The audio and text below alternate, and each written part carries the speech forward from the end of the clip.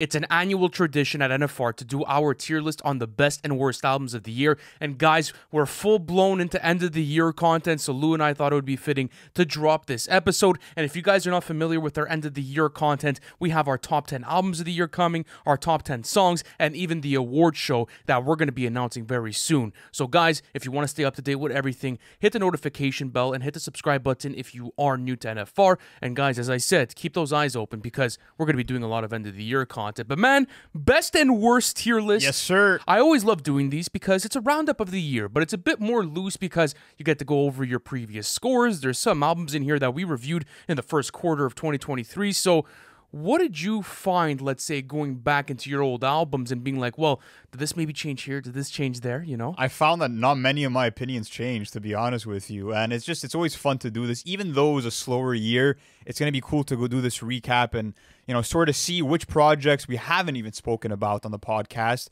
where they're going to place and where they're going to be ranking amongst some of the best of the year and some of the worst of the year. So let's get it started. Utopia by Travis Scott, an album that we've spoken about ad nauseum. I think we can both agree that it's still an amazing album. Yeah, still amazing. When you look at like a blockbuster rap album, it delivered in every sense. A creative theme, you have stacked features that all delivered. Some of Travis Scott's best rapping performances ever. But I think it's also the album that carried the hype for hip-hop in 2023. If you didn't have this album that dropped this year, think about it. It would be extremely dead to the point of radio silence. So we're very grateful for Utopia, still in the amazing category. Let's go on to the Pink Tape by Lil Uzi Vert. This dropped in the summer, and we were kind of controversial with our opinion, but I feel like our opinion is actually aged pretty well, that this is still a mid-album, man. It is mediocre. It's super bloated. My opinion still stands on it, and I do feel like you are getting some super lackluster and weak Uzi performances.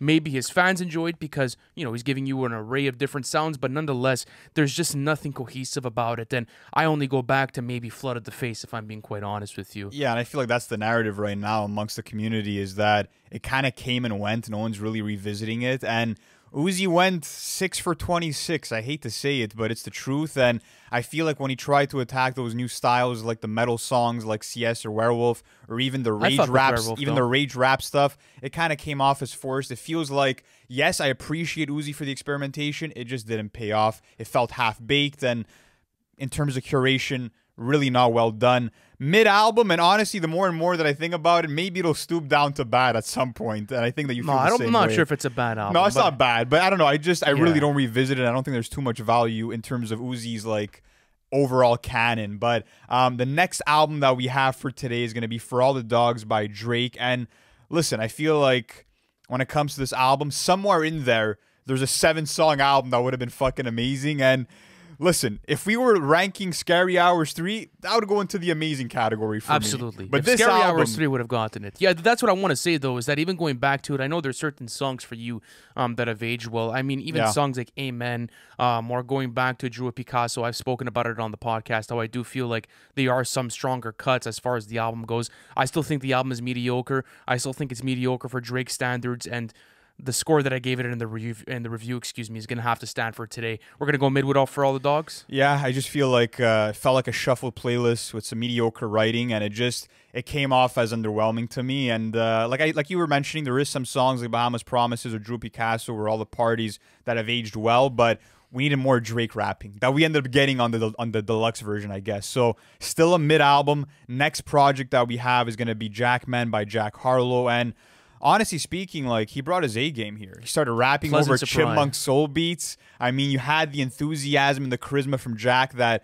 we've grown to love over time, but just in a more focused way, where he's getting maybe the most personal he's ever gotten before on songs like Denver. Yeah, this is interesting for me, okay? Because when we were speaking about this album in Q1, you were more edging towards the mid-side, but we ended up going good with it. So where are you with it? Are you still with good? Like, where do you want to place this in the tier list? I'm still with good. I've come to really appreciate what Jack did, even though I think that songs like No Enhancers felt like a leftover from Come Home, the Kids Miss You. Even looking at, like, Gang, Gang, Gang, another miss. Like, when you're putting out 10 songs, you kind of want all 10 to slap. Regardless, though, you have a lot of them that do end up having lyrical substance. I do feel like it's some of the best Jack Harlow material that you've gotten maybe in the past 2 years, at least in my opinion. So listen, I think good for Jack Harlow is still good.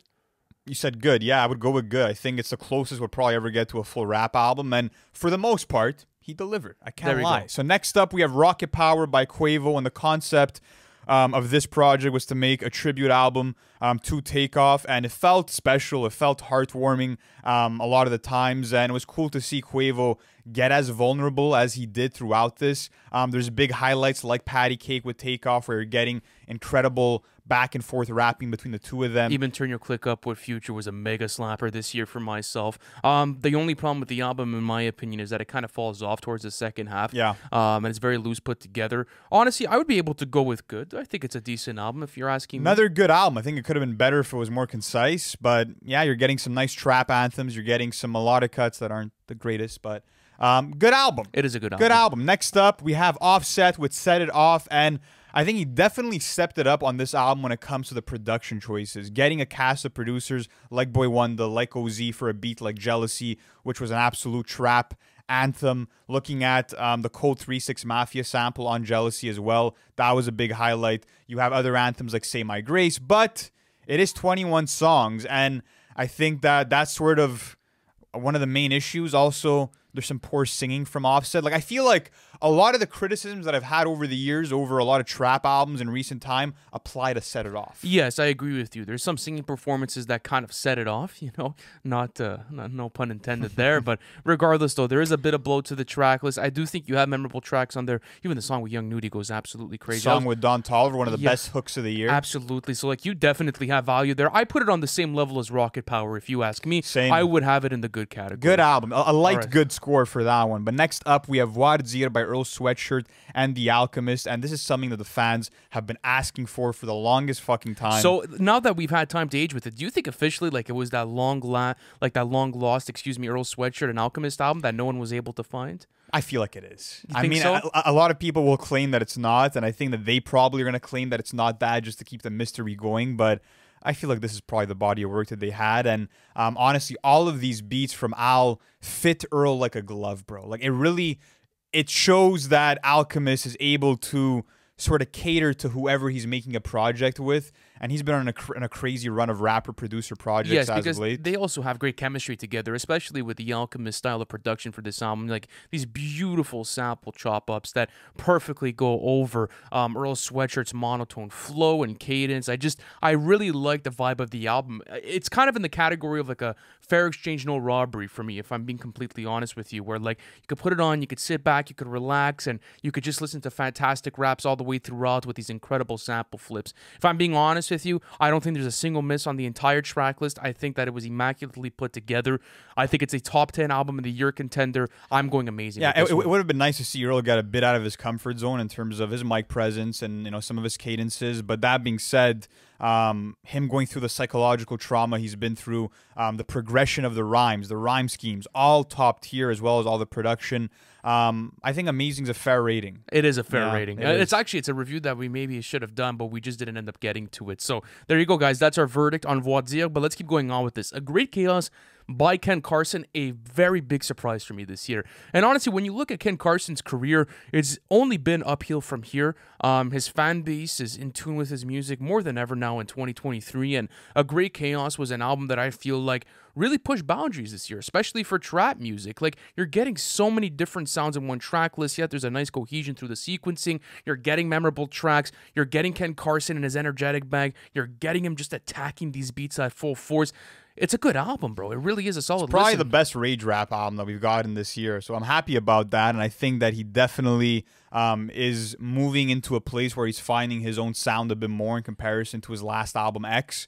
And yeah, when you're looking at songs like, for example, Jennifer's Body and how layered that production is, even looking at how multifaceted a song like Fighting My Demons something with a like beat switch. Vampire as well. Electrifying production throughout it, even though there is certain songs that have mixing issues and that have poor performances at times. It's still a good release, and I'm happy that you know, for the rage rap sound, we got something decent this year. Absolutely. All right, next up, Spider-Man soundtrack by Metro Boomin. And listen, it's a soundtrack album, so you can't expect much. But what you should expect, I feel like, as a fan going into this, is hit songs and a pretty stacked, you know, collaborator list, which you do get. I think the fact that Metro was at the helm of this set the expectation super fucking high for people. And for a soundtrack album, it delivered. What was cool too is that like all of the rappers from Sway Lee to Nav to A Boogie to Lil Wayne, they all kept up like the superhero Spider-Man theme within their lyrics, which was really cool for me. Okay, so realistically, let's get all that aside. I think it's a sleepy release. I'm really never going back to this album if you ask me. I think the previous Spider-Man soundtrack was a lot better put together, and I don't even think it's Metro's fault. I don't think it's anyone's fault. They were just playing into the soundtrack itself, but if I'm going to be completely honest with you, this was a mid-release. Like, there's nothing really I'm going back to except for a couple of different songs. I disagree with you. I think this is a good project, especially for a soundtrack. Like, I'm not comparing this to a fucking Mr. Morale and the Big Steppers. No, like, it's a soundtrack album. No, but just you should see it for what it is.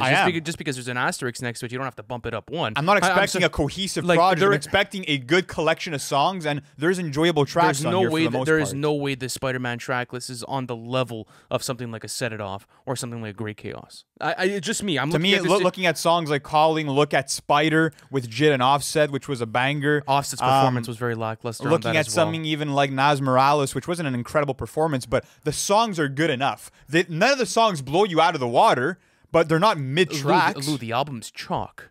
The album is legitimately chalk. Like, it's as plain as you could possibly get it. It's like eating fucking graham crackers for the rest of your life. Like, there is no way this album is going into the good category, my brother. I am sorry. Don't sleep on graham crackers, bro. Don't sleep on those. They're fire. Are you fucking serious? Bro, go through the album. Am I not hearing something? Listen, man. Come on. We went through that live album I gotta tell you this, okay? I do not feel strongly enough about this album to fucking argue with you, bro. But at the end of the day, if you want to go mid, I'll fucking give it to you. There's no... Carte blanche for you, bro. I am not once this year in the studio have I heard you turn on, hey, turn on that Spider-Man soundtrack. Just because it's not for me doesn't mean I can't look at it and be like, this is decent music. Bro, there's maybe three decent songs on the album. I told you, I'm not going to argue with you over a Spider-Man soundtrack. I'm just trying to convince you. I have no idea where... Yeah, it's mid. All right, a gift to the Curse by Gunna. I have songs I go back to. Example, like Cash It, I go back to Rodeo Drive.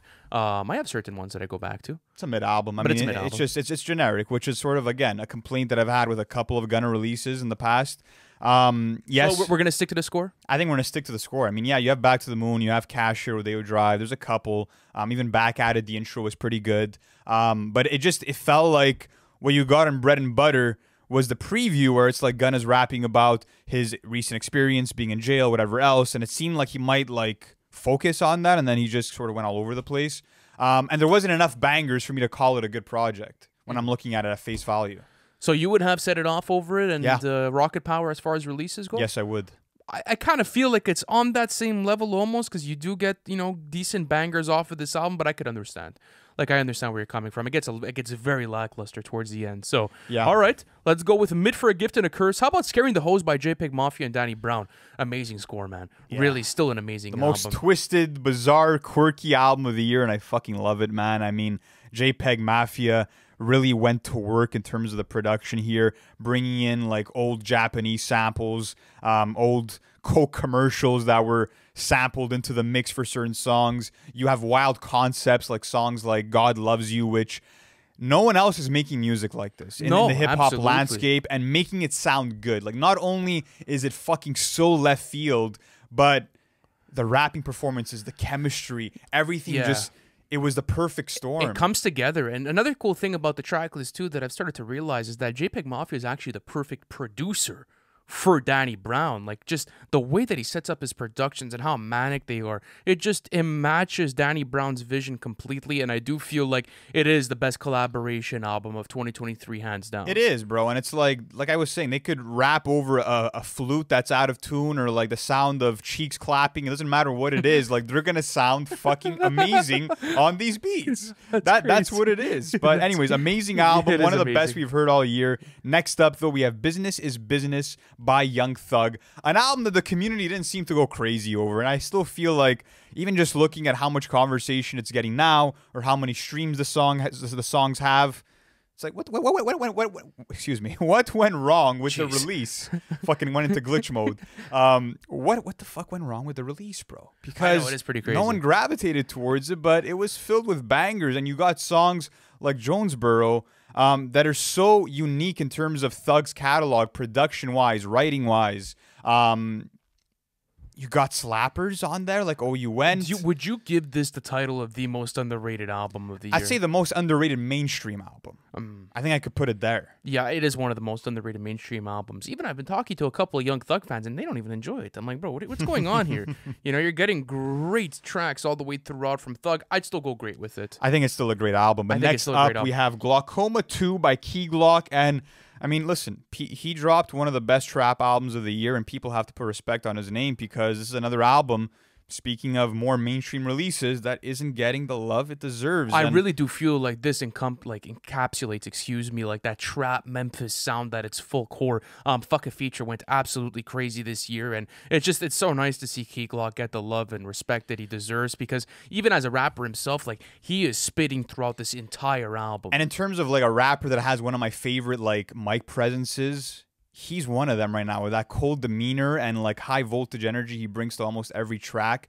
It's impossible not to be engaged. Yeah, and his track lists are always filled with like substance and great ideologies, like great street talk, and like the way that he's able to parallel them to his career and his fame. It's just not an empty album full of like mumbo jumbo. You go into Glaucoma 2 and you're gonna find quality at every single turn. So I would go with a great release. I'd go with a great album for Glaucoma 2, absolutely. Next up though, we have Michael by Killer Mike, and this album just got nominated. Yes, it did, and it's not hard to see why. I mean, Killer Mike's an all-time great rapper, yes, and with this project, he decided to give us an autobiography, his first solo rap album in a long time, and it lived up to the hype. I think production-wise, it was outstanding, looking at the choirs he worked with, looking at the live bands that he had backing up a lot of these productions as well. Even Killer Mike, like, he's in his like latter half of his career at this point, but he still sounds incredible on every single track. There's this sort of presence and OG presence that you come to love from Killer Mike that, you know, it always sounds so refreshing for a studio experience. He's like the grandfather of rap to me. Okay, you know what I mean? Yeah, I have a question for you, okay? So looking at Michael, where would you place it within the Run the Jewels series? Ooh, that's so hard to compare, man. And the RTJ series is also so fucking great. I would maybe... Because it is a different album from like anything that RTJ has ever released. That's why. I prefer RTJ 4. I definitely prefer RTJ 2. I probably just put it above RTJ 3, to be honest. Would you put it over the original RTJ? No. No. Okay, yeah, it would probably be within. Yeah, it'd probably be more within, towards the bottom. Absolutely, but the RTJs are always an album of the year contender, and I feel like this is nothing less for Killer Mike on this album as well. I think that this is going to be a lock again for my top 10 albums of the year. It deserved to be Grammy nominated. I'm happy for the love that it's getting, and it's definitely going in the amazing category. When you have songs like Motherless, him rapping about like just the importance of a connection to your bloodline and the value of family, even looking at a song, for example, like Down by Law, where Killer Mike is absolutely spazzing over a trap beat and showing people that you could bring potent bars to a trap beat. Like, it's not like it's something that cannot be fathomed. You could do it, and he proves that here. Incredible tracks, amazing project, like you said. Next up, though, A Love Letter to album of the year, Lil Pump 2 by Lil Pump. Oh, my bad. Yeah, sorry. Now I was going to A Love Letter to You 5. It's lower on our list, guys. We're going to get to it. My bad. But Lil Pump 2, one of my album of the year? Listen, man. Album of the decade. Yes. I'll say that. All jokes aside, though, one of my favorite live album reactions of the entire year, though. That was hilarious. That was a super funny one. It really did. Honestly, man, there's not much going on with this album. It's empty. At least the first one, at least the first installment of this iconic rap album series had something that like kind of carried it. You know, there was this sort of like new fresh demeanor for Lil Pump. It was a bit edgy and controversial while also being able to play into the trap side of things. It was energetic. It did great in live crowds, but I just don't see anyone playing this. I don't see the settings playing for it, and it was one of those albums that literally dropped at midnight on the Friday, gone the next morning. All I have to say about it is this: we literally got an R&B cut from Lil Pump and NBA YoungBoy on this album. Like, that shows you the brilliant ideas that went into the curation is at an all-time high off this album. That's for sure. And even the heavy metal song. No way. It was a good laugh all the way throughout. So guys, it's bad. Yeah, it's definitely bad. If you guys want to check that out, visit our reaction tier. We have that up for you guys. But let's keep going on with this. And we have a lot of these albums out, by the way, on the reaction tier. If you guys want to catch up on those and experience some 2024 releases that are going to be pretty massive, link in description. Yeah, but Too Good to Be True by Rick Ross and Meek Mill. Disappointing album. Too Good to Be True could not have been a better title to explain my feelings about And you know this what? album. I have to give you your credit when you said that the 17 songs were sketch. It's definitely sketch. It's too much for a collaboration album. Especially like Rick Ross and Meek Mill are able to play in certain areas. You know, it's going to be the luxury rap. It's going to be about women. It's going to be about power. It's going to be, you know the synopsis. You know what's going to be happening with it. So when you get that for 17 different songs, it just drags, bro, all the way throughout. There's maybe only 2 to 3 different songs that I keep out of the track list, if I'm being honest with you. It was a mid-release. And you got Shaq and Kobe, and you got them rapping over this magnificent, triumphant beat, and you're like, holy shit, if we get them in this type of mode for an entire album, we're going to go all the way back to the I'm a Boss days. Absolutely. You know what I mean? And you just didn't get that, bro. You ended up getting a lot of sleepy, more relaxed tracks towards the middle of the track list. Like, I'm sorry, but we don't need a performance from The Dream on an album like this. I know. But not only that, but once you start getting into the writing of the album, you start to realize like how shallow it is at certain points. And like you could tell that they were running out of content at a certain point. But I'm glad it happened regardless. At least we finally got the collab album. So whatever. It's out there. I think it's going into mid, right? It's going into the mid. Next up, though, we have A Love Letter to You 5 by Trippie Redd. He's been dropping a lot of music in 2023. He started off with Mansion Music. Then he gave us A Love Letter to You 5. And now he has the Saint Michael album that's been released. But yeah, listen, when it comes to this project, I think it is the best Trippie body of work that we've gotten, I guess you could say. There's definitely strong hooks on here. The melodic rapping takes precedent for me in terms of where the strengths lie for him. Well, yeah, because that's probably his greatest asset. Yeah, and that's the majority of what you're getting on the track list, yeah, it's not necessarily anything mind-blowing, but I do think it was a decent track list. I think it was good for the most part, just because it was consistent. You didn't really get any bad tracks off of the album itself. It was played safe. Some bad tracks. I think there was some weak tracks. I can't really think of anything off the top the song of my with head. Wayne as well was pretty solid. I have to give him crazy. that. That was a great song. That was a sick song. That People was a are sick sleeping song. on. Absolutely. So no, I would definitely go good with this release. I'm in the middle of mid and good. We can go good if you want. All right, let's I'll keep going budge on once with this. again. The Next Great up. Escape by Larry June and the Alchemist, one of my favorite albums of the year, one of my most played albums of the year, and just a pleasure, bro, to go back to every single time I enter this album. Just incredible songs from start to finish. I really love the chemistry between the Alchemist and Larry June, and again, another lock for my top 10 albums of the year list. Let me ask you this, okay? I want to have a little interesting talk about this album. Do you think that it could have been heightened or earned more points or gotten a higher rating if you had gotten, let's say, maybe a rapper that's rapping about the same subject matter, maybe like a Jay-Z, let's say, but just with more energy? Well, you're talking about Jay-Z and Larry June. Okay, I'm just trying to make a comparison. I'm just saying, I think that this album would have earned more points if the delivery wasn't as lethargic as it was, and if it wasn't as like sleepy at points. But let me ask you this: like, you seem to enjoy that Earl sweatshirt in The Alchemist. So what changed here with Larry June? That was a complaint as well. No, I know, but like, it's still amazing. That was also a complaint. And this is still an amazing album. Oh yeah, I think it's gonna stay in the amazing. Yeah. But that's the thing, though. Is I come to love that though. Like, I go to Larry June, I go to Earl Sweatshirt, I go to Boldy James. Like, I have to be in a mood to start getting into that type of bag. Yeah. With my rap, but it's just cool because you want artists on any body of work in hip hop, at least for myself as a listener, to be dynamic. And I feel like there's certain projects this year that came out that are so great, but if they would have had more cadence switches or different tempos they're rapping at, it could have been maybe better. But yeah, even The Alchemist, what he did here with the relaxed tempos, with the breezy summer type tracks, I can make an argument it's one of the best samples. Produced albums of the year. Absolutely, it's one of the best produced albums of the year, and that's why I don't mind. And even at that, you have a stellar feature list: Big Sean, Wiz Khalifa, just so many great features on this. So I'm gonna go amazing with The Great Escape. Amazing. I mean, any album that's about investing in yourself and being smart with your money and these really knowledge dropping topics, it's always a W. It is always Next a W. up, though, Almost Healed by Lil Durk. Durk made us believe that we're going to get something reflective, an inward-looking album, especially when you start off that track list and you have like the therapy session with Alicia Keys. It felt like, even getting like All My Life, it just felt like a setup for an album that did not exist when you got to it. It was a bit of blue balls. It was misleading. Absolutely. But again, just an album that I felt like was mediocre. The approach to it was mediocre, and it was supposed to be like this sort of healing path for Lil Durk. And we actually did this live album reaction in Connecticut when we filmed our Fantano content. But it was just like, it was a really boring album to listen to once you started getting into like all of like the drill talk and I'm gonna spin your block and I'm gonna do this and I'm gonna do that. And I understand that's a part of Lil Durk's, I guess, a big part of his content style. and lyricism and his style, and I appreciate it. He does what he has to do, but when you're selling an album a certain way, and then after that the experience just completely goes the other direction. I don't know. It feels kind of a weird it feels like a kind of weird album experience, if that makes sense. It does. Yeah, I think it was 21 songs too many. So exactly. I would go mid. Then you get like a big single like All My Life, which is completely contradicting the rest of the track list, and you're like, well, where is this? Where does this album really go, and where's the value within it? So I'm definitely still going mid with All of My Life. Not All My Life, excuse me, Almost Healed. Let's go into Sundial by No Name. This is an album that we haven't spoken about much on the podcast, and I do feel like it was an underwhelming drop for No Name.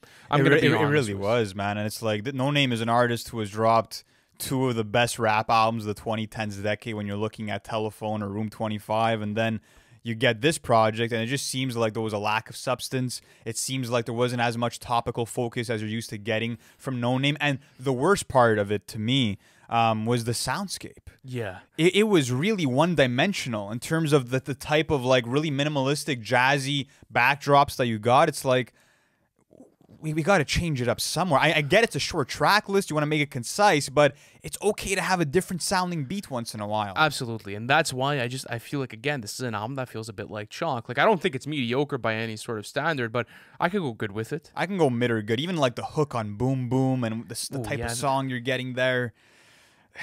Very disappointing album. I can go mid or good with this. I'd probably just go good with it. I don't think it's as bad as I don't think it's as bad. I got a budge for a third time. Well, listen, I don't think it's on the level of Almost Healed. Okay, well, we can go good. That's the way that I kind of see it. No, I'm not trying to hear like an empty love song like Toxic, for example, by a No Name. It just, I don't know. It really missed the mark. But next up, Sremm for Life by Ray Shremmerd. I don't think we expected this to go any other way than it did, bro. Like, at this point, the Ray Shremmerd's just not as relevant or as interesting as they once were. I hate to say it, but you go to them for party bangers, and you don't have any here. No, you have nothing. You have none. You have nothing. It's it's like walking into an empty grocery store. Yeah. That's what it feels like, to be honest with you. Scary. Yeah, it really wasn't a great release, and it sucks too because Sway Lee and Slim Jimmy, are talented artists, could do so much, and this just felt like too many reaches, like the Eminem like Stan sample, like, and just not only that, but like they used the sample from the IG Live. They didn't even use the real sample. Like, it came from that IG Live, and you're like, dude, what am I listening to right now? This makes zero sense. I think it was a bad album. It's a bad album, guys, sadly. Album. Yeah. It definitely is a bad album. But next up, we have Glorious Game by Black Thought and El Michel's Affair. Anytime that Black Thought decides to, to make an entrance, you already know it's going to be one of the best albums of the year. Like, this guy. Oh, yeah, absolutely. It's been so fascinating to see him have a classic career with The Roots, and now he's building another incredible solo catalog after giving us Cheat Goats, giving us Glorious Game, top-tier lyricism, incredible tracks from beginning to end. And yeah, just Black Thought even reminiscing back on his old days about being on his grandmother's porch, and just so many perspectives that are so eye-opening and so valuable. One of the best written albums of the year. I'll say that right away. Listen, I'm not going to lie to you. I'm a bigger fan of Cheat Codes from 2022, but nonetheless, this is still an amazing project. Is this going to be another lock for you? I don't know. It's tough. I think I have to. I think I'm you got this. You got Killer Mike. You got fucking Utopia, Scary No. Like, there's so many that are gonna like be competing with each other, and also that doesn't even count the underground albums we want to bring in. Like, you have what's the album? Kip by Kip? Okay, no. It was 666 Boulevard Prequel by Kip Stone. You as see, well. you got to fit that one in. I got to fit in my Generational Curse. Like, it's gonna be tough. There's a couple for sure. But listen, regardless though, I think that this is gonna make a push maybe for like that 8 to 10 slot. Maybe. When I look at it pound for pound, that's one of the best written albums of the year. I really can't do anything with it. So amazing project. Next up, College Park by Logic. I don't have much to say about this one. Sure, I enjoyed Vinyl Days, but I don't think we're in the glory days of Logic's career right now. You're definitely getting great rapping performances on certain songs. Yeah, here. the concept was cool too. Yeah, the writing was concise, brought you back to those College Park days when Logic was really in the basement, cooking up mixtapes and really at the hunger of his career, trying to get to the top. So I appreciated that out of it. It's just that it's not necessarily the most memorable track list when it comes to my rotation and like what's stuck throughout the year. Maybe it just dropped like too soon in the year for me to be like, oh well, this is gonna carry out for the rest of the year. Nonetheless, though, I think it's a good album. It's good. It felt like more of the same from Logic. I didn't feel like he was going anywhere new, and I also feel like the skits really sort of botched it for me. Like, he put too much of an emphasis on trying to fit in these skits, and it almost felt a bit forced, to me at least.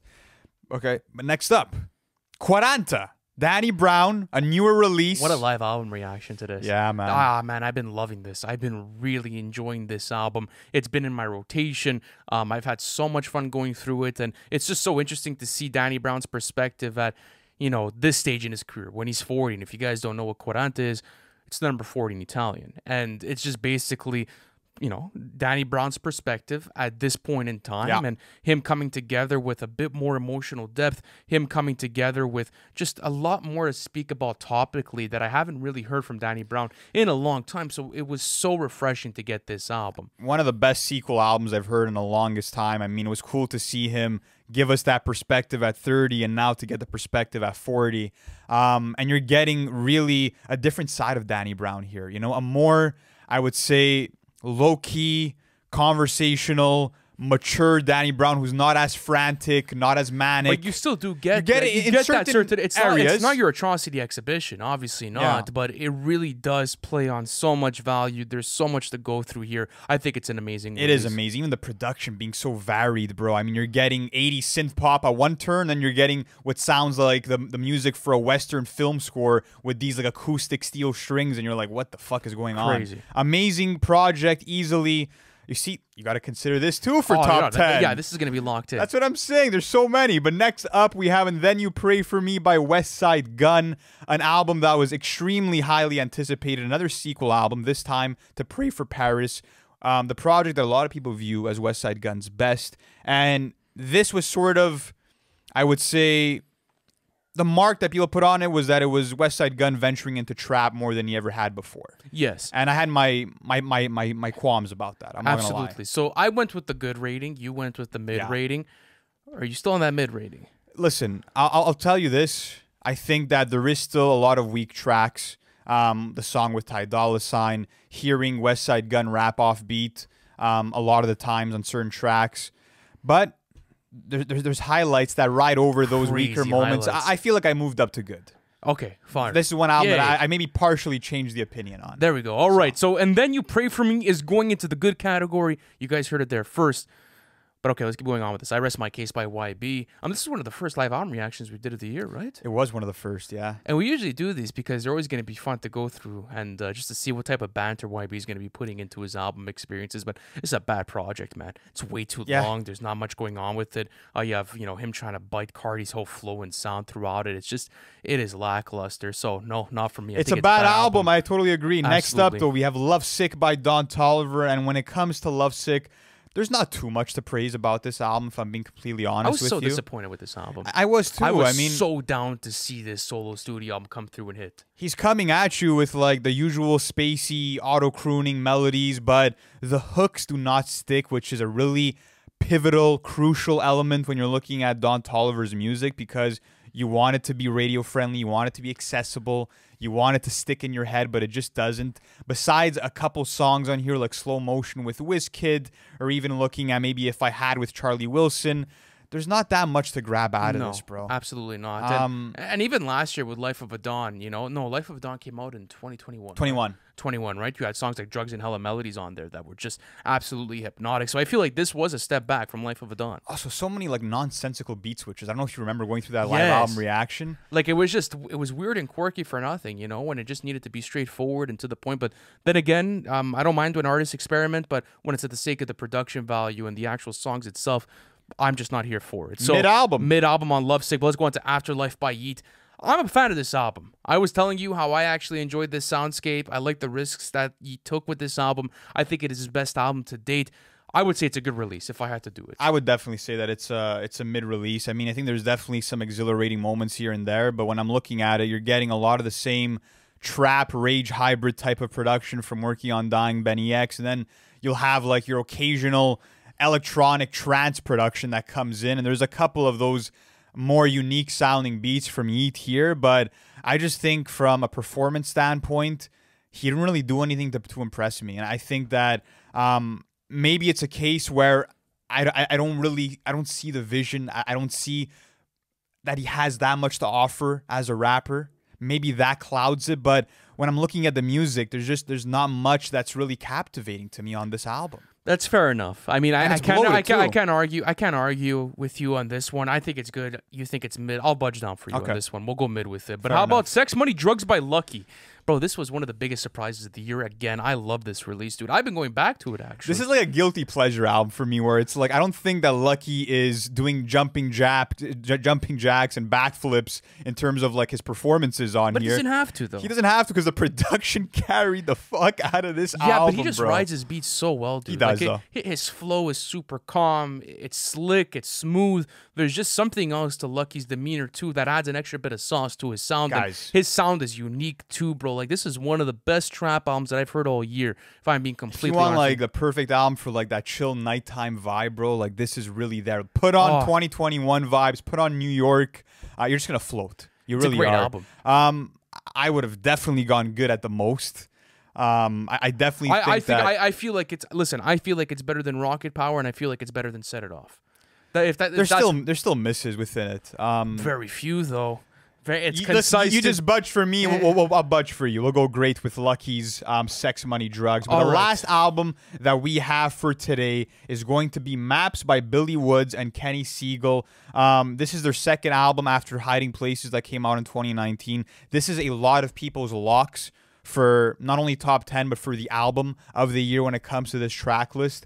And listen, what I think that you get out of this is a pretty cool concept. It's about Billy Woods sort of traveling because he's on tour and sort of adjusting to having a bit more of a big audience, of having a bit more fame. And seeing how all of that is sort of tackling him, but he's still bringing you in historical references, crazy pop cultural references, an amazing vocabulary all across this. I think what's interesting in comparison, let's say, with this and Hiding Places is that he kind of lightened up the soundtrack a bit. A little bit. Know? Like, it's a bit brighter of a soundtrack. I'm not saying that it's not bright, but... I'm not saying it's all like Pharrell production, but I'm saying that is that there's something nice to it, you know? It's a bit more accessible when it comes down to a listen. Yes, maybe the lyricism isn't as sharp on something like a Hiding Places, but for the most part, it still is one of the best releases of the year when it comes to the underground. I think Billy Woods has so much to offer, and he just continues to upgrade with all of his releases. I think that this was a step forward for him. Looking at Hiding Places, I think it's a better album, but this was kind of building off of that for me, in my opinion. So I would go great with this release. I would go great with it as well, yeah. So that's actually gonna sum up the entire tier list, guys, for our best and worst albums of 2023. Let us know down in the comments, where do we get it right, where do we get it wrong? And as we mentioned before, we've done a lot of album reactions to these albums that we spoke about, so you guys can access all of those. And stay tuned for more end of the year content. Thank you guys for the continuous support, and we'll see you next time. Peace.